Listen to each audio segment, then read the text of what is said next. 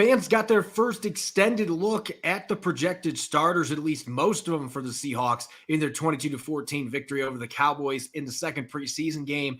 Did they look ready for the regular season? Rob Rang and I are going to be breaking it all down on our latest Monday edition of Locked On Seahawks. You are Locked On Seahawks, your daily Seattle Seahawks podcast. Part of the Locked On Podcast Network, your team every day.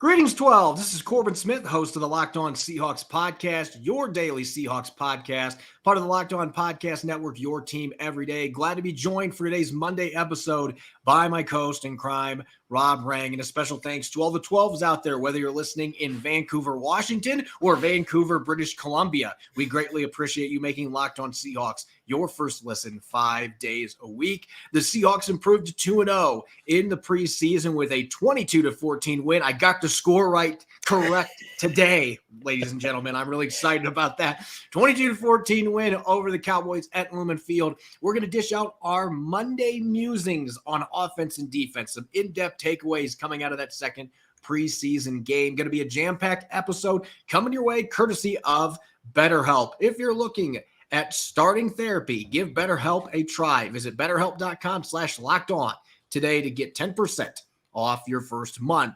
Now for your lead story here on our Monday edition of Locked On Seahawks. Continuing their winning ways in exhibition play, the Seahawks held off a late comeback attempt by the Cowboys at Lumen Field for a 22-14 victory. Most of the game was played by second and third stringers as expected in the preseason. But Rob, we got to see Seattle's starters, at least a fair share of them, for the first time and probably the only time that we will see them this preseason, including quarterback Geno Smith, who played 2 series. And the stat line might not be super sexy, 5 for 6, 46 yards, 1 field goal resulting in those 2 drives. But at least in my opinion, I thought that Geno Smith looked just like he has throughout training camp. He was throwing accurately, crisp, with composure from the pocket, had pressure bearing down on a few times, hung in there tough, and made the throws you would expect from the reigning comeback player of the year. So while the numbers might not be super flashy, he only played 2 series, and the issues that they had really did not fall on number 7. He was throwing dimes just as you would expect, and he at least looked to me like he was in regular season form. No, I have to 100% agree with you. And I thought that the Seahawks passing game just in general looked pretty darn impressive, whether it was Geno Smith, whether it was Drew Lock a little bit later in the game. I mean, Holton Ahlers made some beautiful throws as well. As you mentioned, Corbin, there was not all of the starters for the Seahawks. You never saw DK Metcalf. You never saw Tyler Lockett on the field. You didn't see Kenneth Walker III. And Dallas didn't start most of their starters in this game. However, you mentioned Geno Smith's accuracy. To me, that was the most impressive thing of it.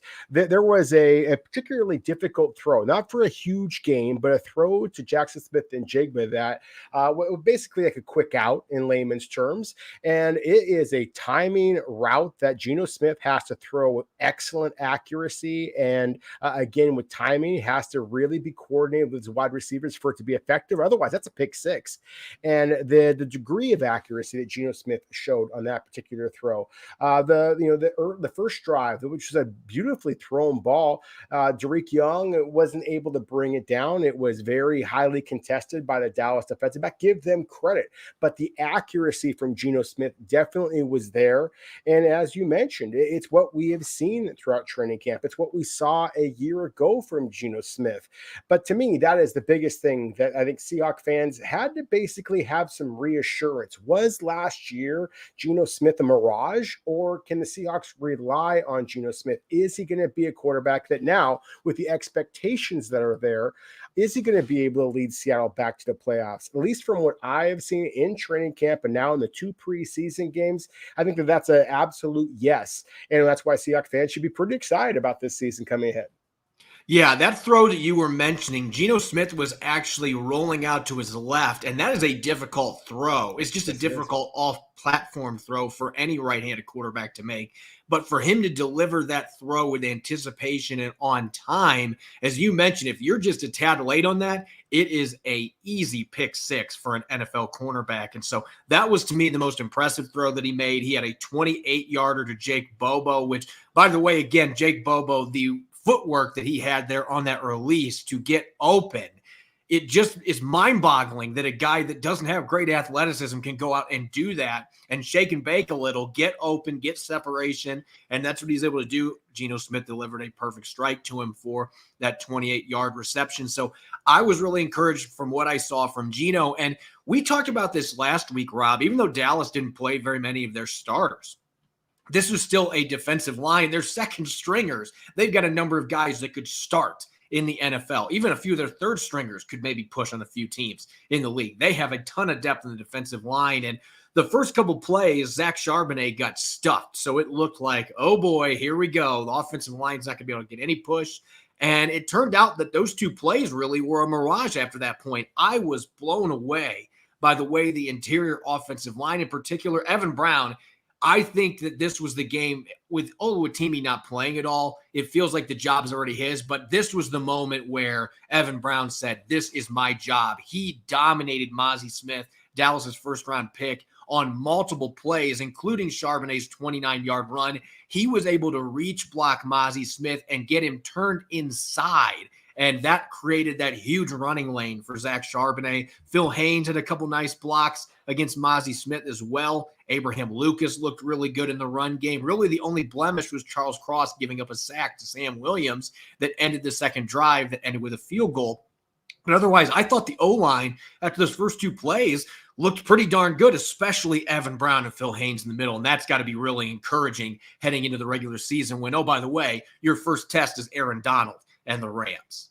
Yeah, and you know me, Corbin. I mean, we always try to focus in on the positives here, and generally, you and I see things from very similar lenses. But I'll push back on this one a little bit and just kind of remind everybody out there that this was largely Dallas's number twos along that defensive line. There was no Micah Parsons, there was no DeMarcus Lawrence, and still Seattle struggled a little bit in pass protection. You mentioned the sack that Charles Cross gave up to Sam Williams. Sam Williams basically ended Drew Lock's night against Stone Forsythe, and it was a quick move that was able to get by Stone Forsythe for that particular sack as well. Now, Sam Williams is a terrific football player. Osa Odigizua, which I probably just mispronounced, and I apologize, for Dallas Cowboys, is another penetrating defensive tackle that also had some pretty splashy plays against Seattle's offensive line. But that said, again, Geno Smith just showed the poise that, frankly, I don't know that we should be able to expect from him, considering how long of a layoff he had. Obviously, he was a superstar for the Seahawks a year ago, but it just, that to me is where I've been most impressed by Geno Smith. Where I was most impressed by Seattle's passing game just in general is that it almost felt like that even when he has a pass rush ahead of him, he has such confidence in his offensive line that he is willing to step up into the pocket. He is going to keep his eyes downfield. And so while, again, I would caution Seahawks fans that think that this was the true Dallas Cowboys that the Seahawks beat on Saturday night. At the same time, a win is a win. It's going to breed confidence. And again, I think that the Seahawks have some improvements that they still could make along the offensive line. But I would 100% agree with you on the point that you made about Evan Brown. I think that Evan Brown is going to be a solid starter for the Seahawks. I don't think that he's going to be a difference maker, but I saw enough communication. I saw enough quickness. I saw enough power to suggest that I do think that the Seattle's offensive line, that starting five, should be a good enough one for Geno Smith to be able to duplicate, maybe even build upon last year's success. Yeah, they only scored 3 points with Geno Smith in the lineup and most of their starters. Tyler Lockett actually, I think, was only out on the field for one play, and he caught a ball along the sideline. But if you weren't paying close attention, you would have thought that he didn't play because it literally was a split second, and then he was back in the sideline with a cap and smiling, just like you expect in a preseason game. But We'll get a chance to talk about the defensive side of the football here later in the show. It was more of a mixed bag with the starters. Even though you only got 3 points, it did feel like there were a lot of positives to glean with the way that the offensive starters played for the Seahawks, and a couple plays going their way, they might have put 14 points on the board. They had several nice plays in those 2 drives. So felt like they are ready for the start of the regular season. Defense, it might be a little different story, as we'll discuss here coming up later on our Monday edition of Locked On Seahawks. Coming up next, we're going to dish out our Monday musings starting on offense. It wasn't just Geno. Plenty of great play at the quarterback position in the backfield as well. Maybe a few question marks about what's going to happen without the big play, but we're going to get to some takeaways, some in-depth stuff coming out of coming out of Saturday's win over Dallas. We'll get to those here in a moment on Locked On Seahawks. Now for a word from our sponsor, BetterHelp. Life can be full of twists and turns that throw a few wrenches at you when you least expect it. So it's important to show yourself through it all and put a focus on your mental health. BetterHelp Online Therapy will assess your needs and can match you with your own licensed professional therapist in less than 48 hours. Therapy worked wonders for me, but don't just take my word for it. Having someone in your corner to guide you when you're struggling to navigate obstacles can be invaluable. It's not a crisis line. It's not self-help. It's professional therapy done securely online, available to people worldwide. With therapy, it can take a few tries to find the right fit for you. BetterHelp is a great way to invest in yourself, and BetterHelp has a special offer for our listeners. Get 10% off your first month at betterhelp.com/lockedon. That's 10% off your first month of online therapy at betterhelp.com/lockedon. You're listening to the Monday edition of Locked On Seahawks. It's your host, Corbin Smith. Glad to be joined, as always, by my co-host in crime, Rob Rang. And a special thanks to all the 12s out there for making Locked On Seahawks your first listen 5 days a week. We greatly appreciate it. For our everydayers, we're going to have our first Tell the Truth Tuesday coming up tomorrow as we gear into regular season mode. And we will have our mailbag. We were going to do that today, but there's so much to talk about coming out of that preseason win. We will tackle your questions on a special Tuesday mailbag. That'll be coming up tomorrow. Make sure that you are listening in. Speaking of that preseason game, the Seahawks moving to 2-0 in exhibition play, a 22-14 win over the Cowboys at Lumen Field. And we just talked about how the starting offensive unit looked with Geno Smith out there. They only got 3 points. What a boot by Jason Myers, by the way, a 57-yard field goal to put the first points of the game on the board. But it really felt like the first team offense, the players that did play, there were enough splashes that they looked regular season ready. But really the tale of this game, Rob, was that the quarterback play was great, not just with Geno Smith, but another fantastic performance by Drew Lock. And I don't know that Pete Carroll could have gushed any more about Holton Ahlers after the game as well. It felt like all 3 quarterbacks brought their A game in this one. Yeah, that to me was one of the most exciting things and one of the takeaways that I had of this game, just because, again, anybody who's been listening to our podcast for the last year or so, and as you often say, Corbin, thank you to all of those who are listening.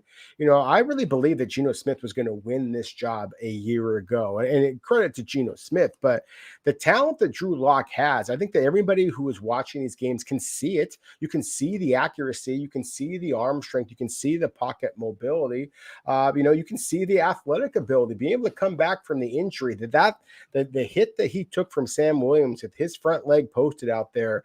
That is an athletic play to be able to kind of come back from that type of an injury. So there are some things that are really exciting about what we saw from Geno Smith, the flexibility the Seahawks have should they have any type of injury problem with Geno Smith, then they do have a quality backup already in place. And then, as you mentioned, with Holton Ahlers, I mean, we're talking about completely different type of quarterback than what Geno Smith and Drew Lock are. I mean, for one, he's a left-hander, and two, he's got the mobility that it just makes him a true dual threat.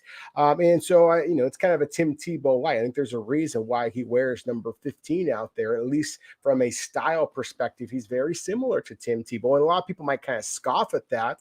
But as I've always kind of thought with Tim Tebow, that he may be the least accurate quarterback in the NFL. I think he's got to kind of flip your mentality. He might be the most accurate running back in the NFL. And as more and more teams start to run these, kind of dual threat kind of quarterback option routes and offenses, then I think a guy like Holton Ahlers not only can give Seattle a little bit of a different look should they decide to keep him during the regular season, but also in terms of preparing for opponents that have running quarterbacks. You want to compete against the Dak Prescotts, the Jalen Hurts, the Kyler Murrays of the world. It's a lot easier to do so when you have a quarterback on the practice squad or on your active roster, if that be the case, that is able to actually give your defense a look during the week of practice. So I think that, as you mentioned, Pete Carroll gushed about Holton Ahlers, and I thought that, his poise, his ability to run the ball is one of the reasons why the Seahawks did run away with this game, so to speak, and was able to cement this victory for them. So again, there are an awful lot of encouraging things from the quarterbacks. As I mentioned before, I was very impressed with Jackson Smith and Jigba and just the precision of the route in which he ran. As I mentioned before, would have loved to have seen him be able to house that big play, but love the concentration that he demonstrated on that catch. Love the quality of the route that we saw from Jake Bobo, who, as we've talked about so many times in the podcast already, really does look like a player that's going to make this roster. I love that Cody Thompson was out there with the starters early on, just kind of confirming what we know about Cody Thompson, that he is also a very reliable route runner. So there was a lot of encouraging signs from the Seattle passing attack, Seattle's offense just in general, that I think, again, the Seahawks fans should be pretty excited about. Yeah, I would have loved to see Jackson Smith and Jigba get into the end zone. And I just had to laugh when Drew Lock after the game was like, yeah, I actually ran into him at Chipotle earlier. And maybe that's why he didn't score, is that he had a Chipotle for his pregame meal instead of what he normally does. But, the other thing, much more on a serious note, that jumped out with Drew Lock, you can see it on the field right now. The decision-making is just so much quicker than what it was for him last year. Even a couple of years in Denver, he constantly had new play callers there and new offenses he was trying to learn, new receivers he's trying to break in. It was not an environment that was suited well for a young quarterback to try to develop. And he's now in Shane Waldron's system for his second straight year. Even though he didn't get to play any regular season snaps last year, he got all those practices, all that extra time after practice to work on his craft. And he mentioned that he feels like every time he comes in the field right now, he can just drive the team down the field. And that's a feeling every quarterback wants. You can just see it with the confidence that he's playing with. And he's not forcing the issue. He's still slinging the ball downfield. I mean, he averaged almost 20 yards per attempt in this game.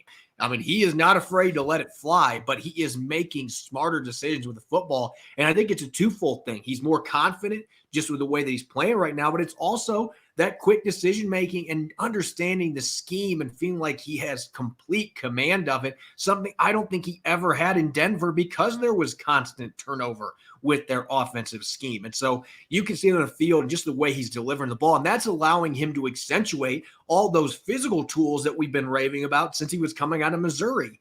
Those are only part of the package. You got to be able to run the offense and have confidence in running the offense, and he's been dealt a lot of bad hands in the NFL.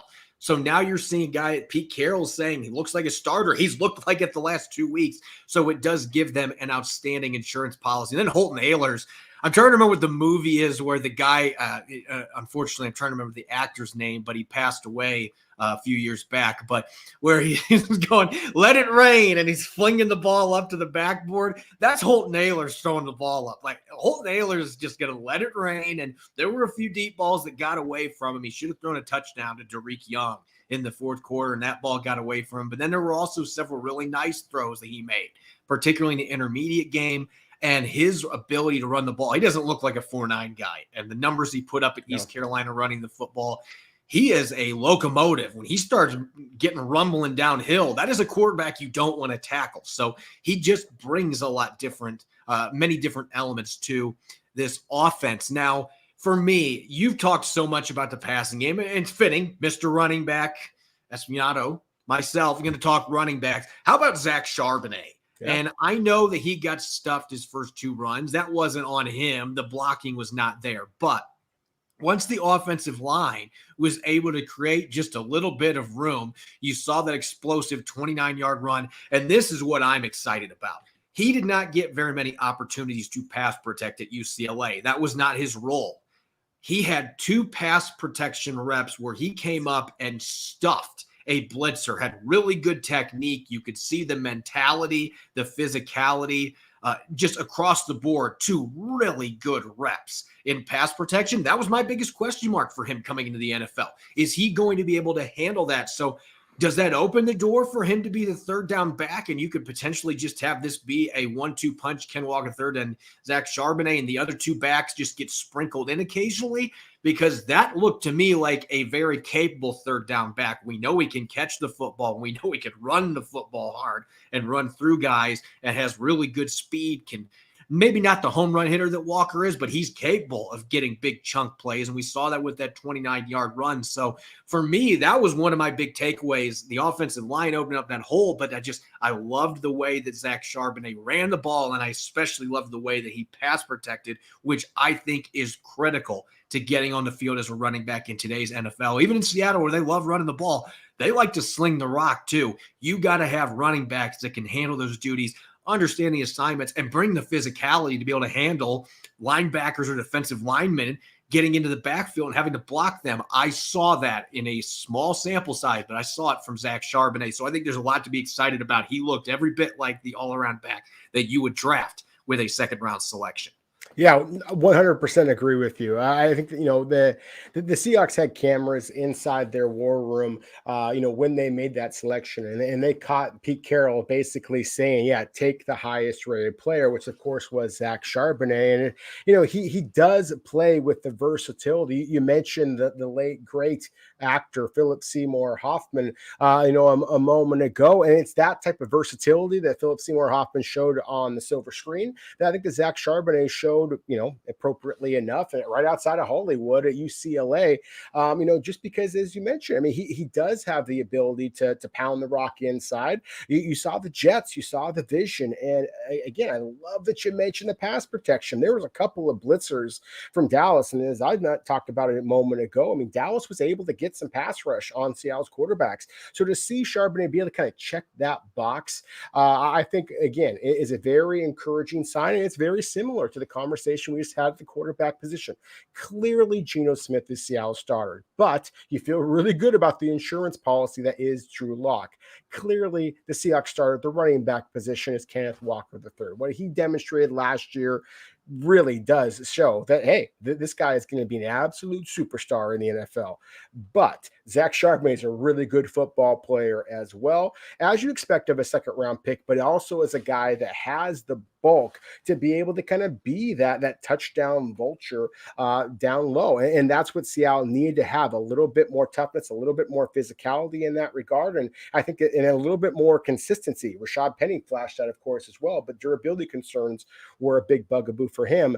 You don't have that here with Charbonnet, knock on wood. And that's why, again, I think the Seahawks are going to be feeling very justified with the second round selection that they made on both those backs the last couple of years. Yeah, I think that it's really fitting. We talked about the offensive line earlier. I think it's fitting when you just consider the entire package that we saw in those couple drives. And I know Dallas did not play a number of their stars up front, but they still had enough good players out there that I feel like it was enough of a litmus test for these guys, particularly the interior offensive line, to be able to see Evan Brown get that reach block on Mozzie Smith and manhandle him, to see Phil Haynes pancake Mozzie Smith at one point. It was not a good day for the first-round pick. He had a rough night for the Cowboys, and it was because Seattle's offensive line made it difficult for him. And then Zach Charbonnet making those plays, coming up in pass protection. We get to see some of the other running backs come in there. How about Sir Roderick Thompson, another touchdown, and he had another big play taken away, came back and had a 20-something yard run later that didn't get called back by hold. So you got to like what things are looking like in the offensive line, at least the interior, and the way that the running game is playing out so far. And that maybe gives you a little bit more hope going into the regular season. Maybe we don't have to rely so much on the big play, but certainly the big play is what drove the offense in this preseason game. When we come back, we're going to switch to the defensive side of the football, where it was a solid effort, but maybe a little bit more of a mixed bag for the starters that did play in this game. We'll be breaking that down and much more as we continue our Monday musings here on Locked On Seahawks. And this episode is brought your way by FanDuel. Take your first swing at betting MLB on FanDuel and get 10 times your first bet amount in bonus bets up to $200. That's right. Just bet $20 and you'll land $200 in bonus bets win or lose. That's 200 you can spend betting everything from the money line to the over-under to who you think is going to hit the first home run of the day. It's all on an app that's safe, secure, and super easy to use. Plus, when you win, you get paid instantly. There's no better place to bet on MLB than FanDuel, America's #1 sportsbook. So sign up today and visit FanDuel.com/lockedon to get up to $200 in bonus bets. That's FanDuel.com/lockedon. FanDuel, official partner of Major League Baseball. You're listening to the Monday edition of Locked On Seahawks. I'm your host, Corbin Smith. Glad to be joined, as always, by my co-host in crime, Rob Rang. And a special thanks to all the 12s, as always, for making Locked On Seahawks your first listen 5 days a week. We greatly appreciate it. For our everydayers out there, tomorrow is our first Tell the Truth Tuesday of the 2023 season as we go into regular season mode. Looking forward to dishing out some words of wisdom coming out of these first couple preseason games, heading towards the start of the regular season. And we'll be tackling your questions on our weekly mailbag. So make sure you are listening in. Let's continue our Monday musings coming out of Seattle's second preseason win, a 22-14 victory over the Cowboys at Lumen Field. This has been a very offensive-centric episode to this point, but there's plenty to talk about on defense, Rob. And let's start with the starters in particular. And I know this is going to feed into something that you want to talk about, but this was a mixed bag for Seattle's defensive starters. If you want to start with the positives, it's got to be the defensive line as a whole. Jarran Reed with a drive-killing sack that forced the Cowboys out of field goal range. And boy, Mafe looked like Dikembe Mutombo out there swatting passes away. I was waiting for the finger waggle there towards the quarterback. Not today, good friend. But boy, Mafe continuing his fantastic training camp and preseason all over the quarterback, swatting passes away. Miles Adams, even with the second team defense, was blowing up runs. I mean, that front line, the guys that could start or the players that are going to be coming in and playing a lot of snaps, you got to see a lot of quality play from that front line and the pass rushers for the entire game. Yeah, just like I was very encouraged by Seattle's passing game on offense, I was very encouraged by Seattle's pass rush on defense. You mentioned some of the starters there, and you love to see the interior guys be able to get some of the pass rush. But I have to kind of give you credit, sir, because you've been kind of touting Boye Mafe as a guy, even before Pete Carroll started kind of, bragging about him a little bit in the improvements that he has made. You were mentioning him, and Boye Mafe, I thought, was the best player on the field at times for the Seahawks, at least on the defensive side of the ball. And again, we need to mention that Darrell Taylor wasn't on the field at all. Uchenna Nwosu, if he did play at all in this game, then he played a few snaps. Yeah, it's basically a Tyler Lockett kind of, hey, I'll play for a snap or two kind of a thing. So, but still, to see the way that Boye Mafe was able to get consistent pass rush, was able to show the power that he demonstrated last year, even as a rookie in the running game, and then be able to show the awareness of when backs were trying to chip him, when tight ends were trying to get a quick chip on him, and get his hands up to be able to kind of tip passes away, as you referred to.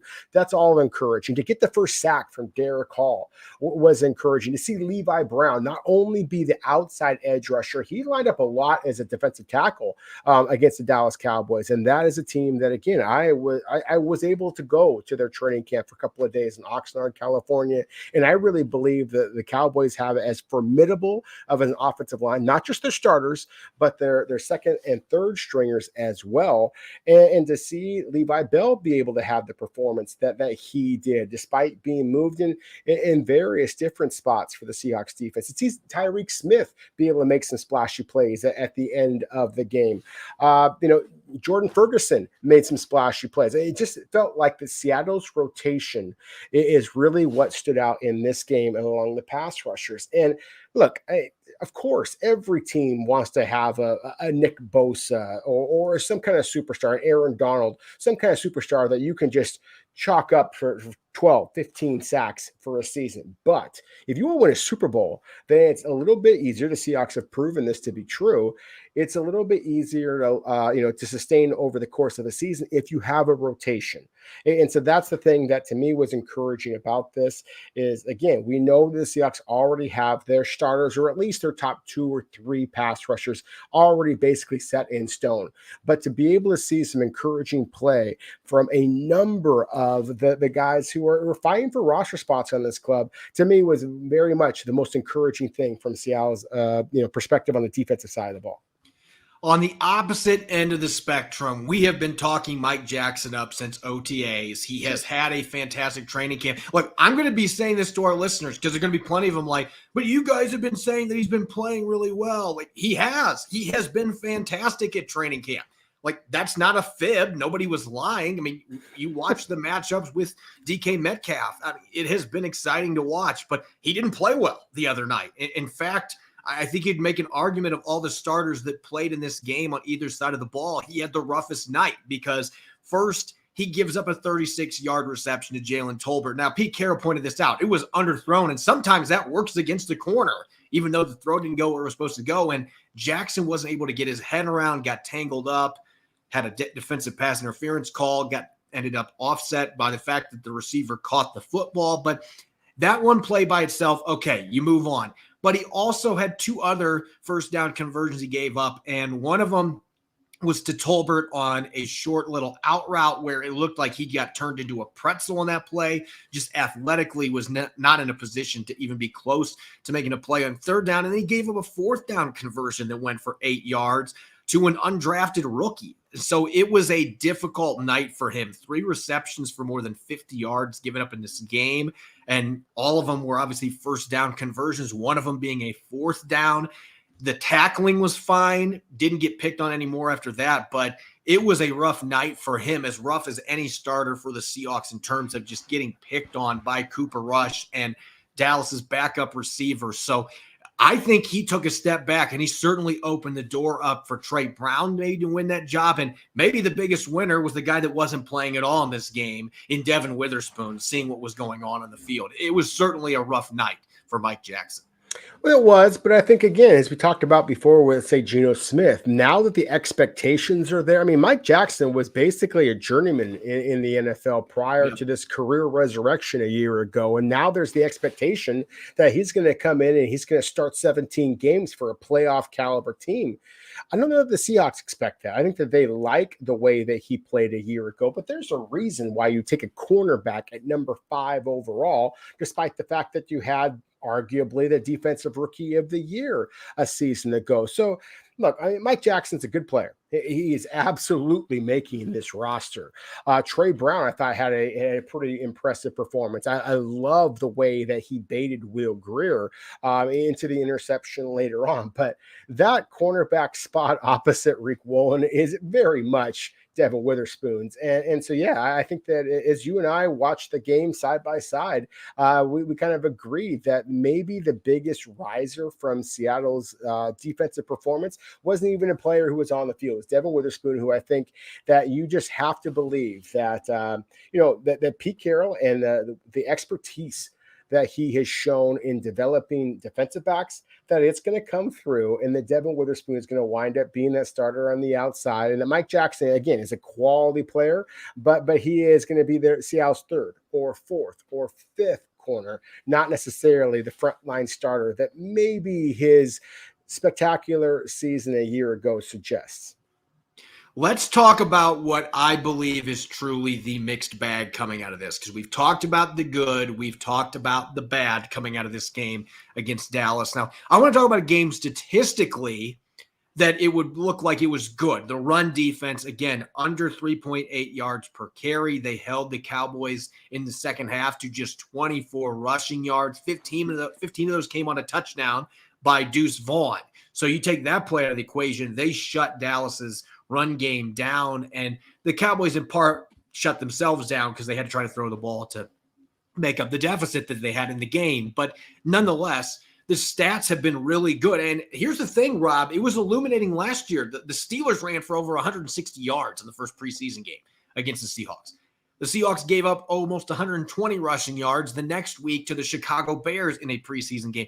They were stinking in the run defense department in the preseason last year. So it ended up being some foreshadowing. You can gain some things in the preseason, even if it's not the starters playing a lot. And I am encouraged by the fact that the Seahawks, it seems like their run fits are much better and they are playing more as a unit defensively, regardless of who's coming in. It seems like scheme-wise that they have made up a lot of ground compared to what they were last year. But you have to wonder, because of the competition that you're playing against, just how much are these results the real deal and how much of it is a mirage? Because I have been really impressed with the defensive line, but what do they look like when they're playing starting offensive linemen in week one? What does it look like? And I just think that this is maybe the toughest thing out of these preseason games. You can be cautiously optimistic about it, and yet at the same time, you're like, but, this might be something that we truly cannot evaluate at all until we get against the Kyle Shanahan ran offenses of the world that are going to be trying to run the football against us. Yeah, there's no question about it. I mean, a Kyle Shanahan run offense and, Dallas's third string offensive line is a very, very different animal. But at the same time, I was encouraged by what I've seen. I think that, as you mentioned, it just feels like Seattle from a schematic standpoint, it's just a little bit cleaner. I think that they, frankly, just have some bigger, more physical, tougher kind of guys. I think a big part of that is Jared Reed, who, played a little bit in this game, but there was a couple of defensive tackles for Seattle that I thought actually, really played pretty well. I mean, Seattle's got a big guy, Matt Gotel, that I thought that held up at the point of attack, pretty well. Roderick Perry, the second, I thought also made some splashy plays in this game. I mentioned the pass rushers before. I mean, Boye Mafe continues to be able to hold up at the point of attack better than you'd expect of a 250-pounder who come into the NFL perceived to be at least a little bit raw. So those are all encouraging things.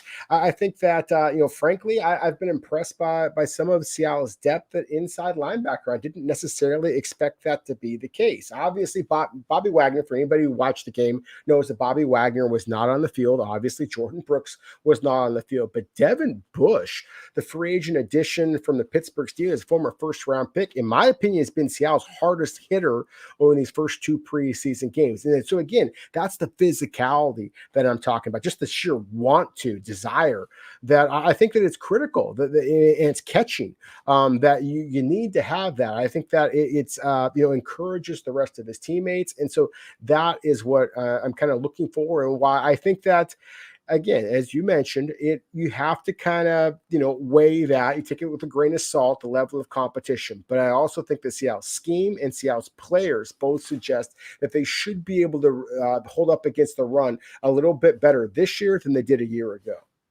And I think the thing that I was probably most encouraged from with the front seven was the tackling was much better in this game than it was in the first preseason game against Minnesota, especially the linebackers in the middle. Patrick O'Connell getting the start in this game.